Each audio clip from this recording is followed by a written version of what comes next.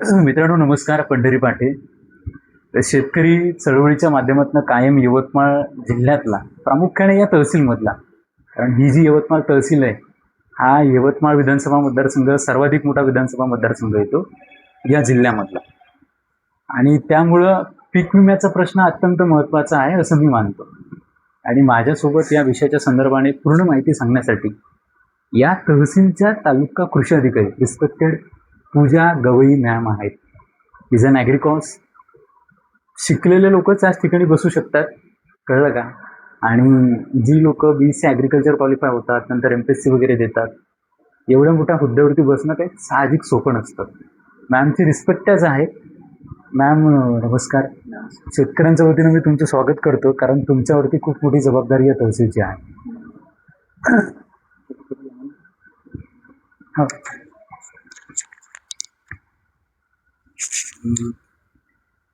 खूप मोठी जबाबदारी तुमच्यावरती आहे.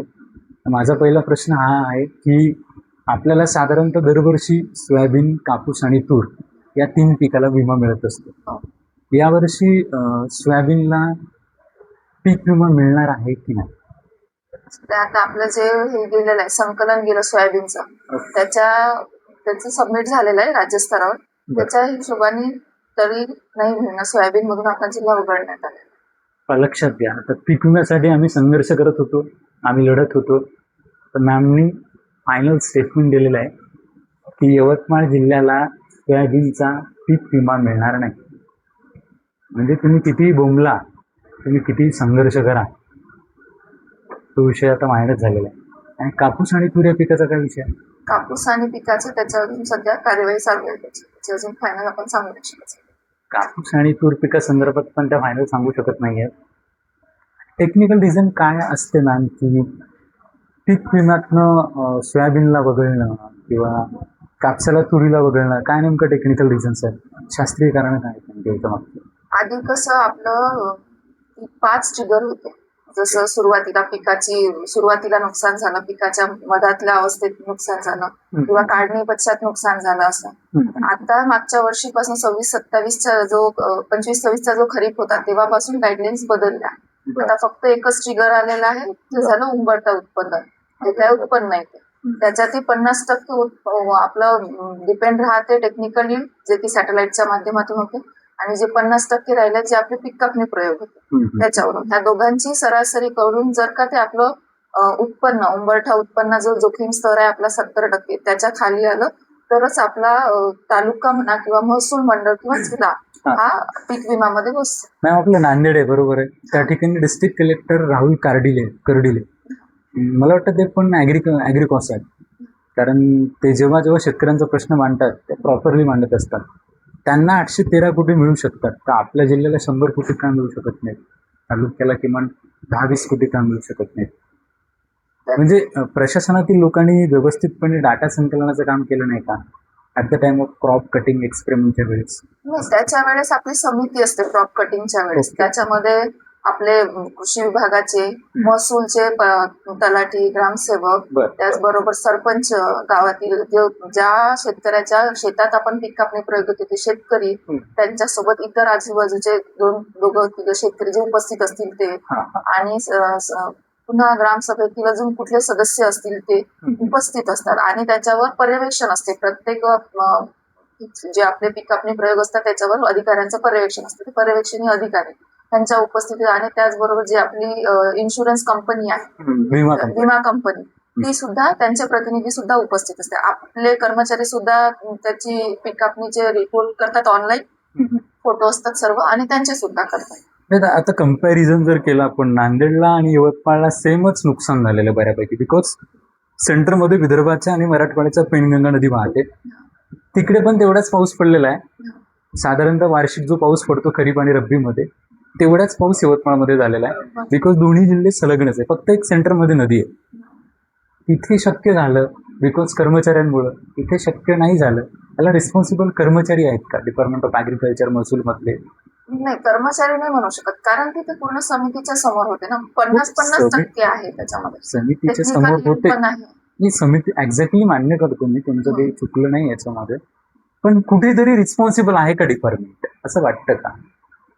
या जिल्ह्याचे जिल्हा कृषी अधीक्षक अधिकारी म्हणा, या जिल्ह्याचे जिल्हाधिकारी म्हणा, इतर कुठले लोक जे राजकीय लोक म्हणा, हे रिस्पॉन्सिबल आहेत का, की ज्यांचं ऑब्झर्वेशन नाही आहे, ज्यांचं प्रॉपरली लक्ष नाही आहे, असं वाटतं का तुम्हाला? नाही, कारण आपण पहिल्यापासूनच सुरुवातीपासूनच सर्वांना सूचना दिल्या होत्या. जसं आधी कसं व्हायचं की म्हणजे लेट व्हायचे, पण ह्या वर्षी सर्व पीक कापणी प्रयोग वेळेवर झालेले आहेत सर्व. त्याच्यामुळे मला नाही वाटत की याच्यात कर्मचाऱ्यांची किंवा पूर्णताही नाही सांगू शकत, पण ती नसणारच असं मला तर तो शेतकऱ्यांनी जो विम्यासाठी प्रीमियम भरला तो हा. गेला म्हणत आहे. म्हणू शकतो आपण तसं. बरोबर. तो म्हणावाच लागेल, कारण तो गेलाच कारण नाही. पीक विमा नाही भेटला, साधारणतः त्याच्यामुळे ते- 27 ते 30 कोटीचा प्रीमियम मला वाटतं शेतकऱ्यांनी भरलेला आहे. हो. सोयाबीन, कापूस आणि तूर पिकाच्या प्रोटेक्शनसाठी, कन्झर्वेशनसाठी. पण आता तो गेला त्यांच्या हातचा पोटातला, म्हणजे हातावरती आलेला घास गेला असं काही म्हणायला काय हरकत नाही.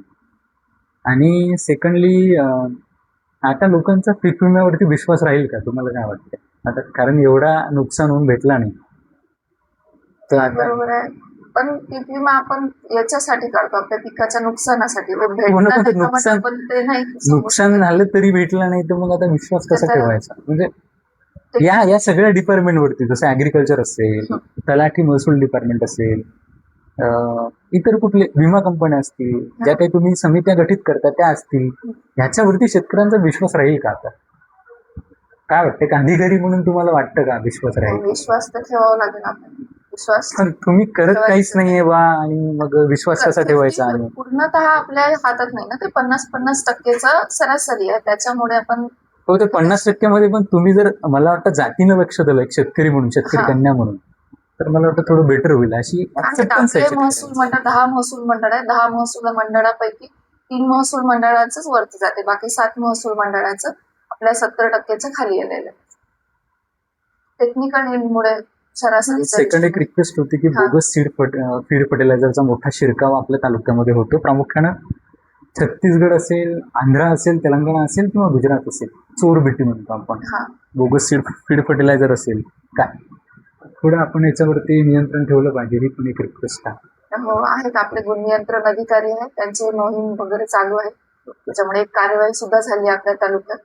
पुढे पण लक्ष दिलं जाईल. त्याचबरोबर ह्या वर्षी जसं आदेश काढलाय, सहाय्यक कृषी अधिकारी आहेत, त्यांच्या कार्यक्षेत्रात जे आपले कृषी सेवा केंद्र येतात, त्यांच्याकडे जे काही खतं वगैरे येतील, त्यांचा किती साठा आला ते त्यांच्या स्वाक्षरीशिवाय त्यांना आपल्या स्टॉक बुकवर नोंद करता येणार नाही. त्यांच्याकडे सहाय्यक कृषी अधिकारी जेवढे त्यांना अलॉट केलाय तेवढाच आला का, ते त्यांना स्वाक्षरी केल्याशिवाय त्यांचं होणार नाही. आपण अलॉट केलेलं आहे, दोन्हीकडून चेक राहतील त्यांच्या. मित्रांनो, थांबतो. ह्या होत्या तालुका कृषी अधिकारी रिस्पेक्टेड गवई मॅम यांनी ज्या काही इन्स्ट्रक्शन, सूचना दिलेल्या आहेत, आणि पीक विम्याच्या संदर्भात जो काही बोगस कारभार आपल्या यवतमाळमध्ये झाला आहे ते सुद्धा त्यांनी निदर्शनास आणून दिलेले आहे. काय शेवटी अधिकारी आहे, कुणाला ब्लेम आउट करणं काय आमचा धर्म वगैरे नाही. मग काय, शेवटी शेतकऱ्याचं नुकसान होतं, त्यामुळे आमचं मन दुखतं. थांबतो. पंढरी पाटील, शेतकरी चळवळ, यवतमाळ.